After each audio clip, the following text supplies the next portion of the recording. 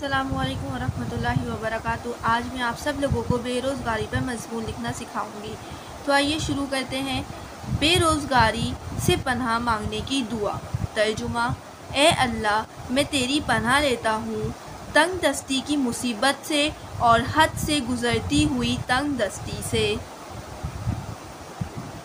तेज़ी से बढ़ती हुई आबादी की तरह बेरोज़गारी का मसला भी चंद तरक्की याफ्ता ममालिक को छोड़कर पूरी दुनिया का मसला है।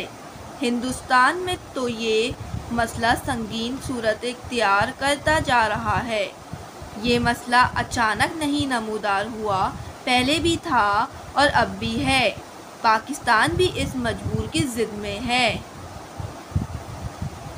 बेरोज़गारी एक समाजी बुराई तस्वुर की जाती है जिससे ख़तरनाक हालात जन्म लेते हैं। इससे फाका तारी होता है, बीमारी फैलती है, मौत के मुंह में ले जाती है। ये माशी जहर सोसाइटी में फैल जाता है और मुल्क की सियासी सूरत हाल भी मुतासिर होती है। बेरोज़गारी कानून का एहतराम करने वाले अच्छे शहरियों को मुजरिम और डाकू बना देती है।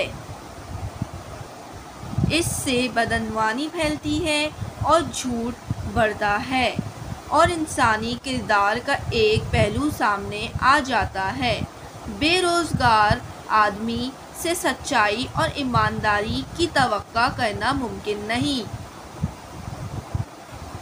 बेरोज़गार आदमी अपने बीवी बच्चों के लिए 2 वक्त की रोटी और दवाई मैसर नहीं कर सकता, तो इससे अच्छे अमूर तवक्का करना कैसे मुमकिन हो सकता है। इससे इज़्ज़त की ज़िंदगी से जीना मुहाल हो जाता है। गुलामी के ज़माने में जब तालीम आम नहीं थी तो पढ़े लिखे लोगों की कम तादाद के साथ बेरोज़गारी का मसला भी कम था। लेकिन तालीम का रुझान जैसे जैसे बढ़ता गया वैसे वैसे ये मसला भी खड़ा होता गया। हुकूमत की ज़बरदस्त कोशिशों के बावजूद इस मसले पर काबू नहीं पाया जा सका। बेरोज़गारी से बेइत्मीनानी पैदा होती है। बेइत्मीनानी से सियासी बेचैनी और हुकूमत की अतात से इन्हराफ के जज्बात उभरते हैं। सियासी नफ़रत से बगावत जन्म लेती है और फिर बगावत इनकलाब की सूरत में नमूदार हो जाती है। गुर्बत, तंग दस्ती, महंगाई, फाका कशी और इस पर से बच्चों की बेरोज़गारी ने वालिदैन को न सिर्फ मुतफक्कर बना दिया है बल्कि क़ब्ल अज़ वक्त बूढ़ा भी कर दिया है।